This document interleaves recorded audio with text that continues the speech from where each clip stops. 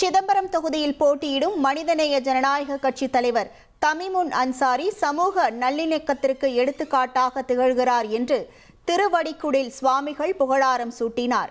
மேலும் அனைத்து தரப்பினரையும் அரவணைத்து செல்லும் அவர் மீண்டும் எம்எல்ஏவாக ஆக வேண்டும் என வாழ்த்து தெரிவித்துள்ளார்.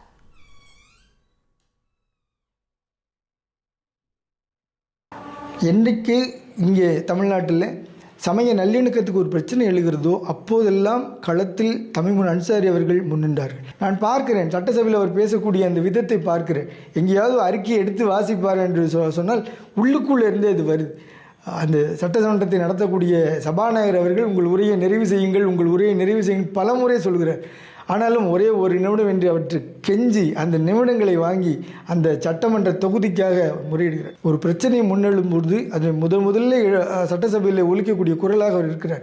நல்ல முன்னாள் சட்டமன்ற உறுப்பினர், வருங்கால சட்டமன்ற உறுப்பினர், இன்னும் சொல்லப்போனால் பல படித்தரங்களை அவர் அடைய வேண்டும் என்று நான் பிரார்த்துகிறேன். அந்த தகுதியை அவரிடம் இருக்கிறது. இனி செல்லும் இடமெல்லாம் செய்தி. தந்தை டிவியின் வாட்ஸ்அப் சேனலை ஃபாலோ பண்ணினா செல்லருக்கும் இடமெல்லாம் செய்தி. இதோ QR கோட் இப்பவே ஸ்கேன் பண்ணுங்க, ஃபாலோ பண்ணுங்க.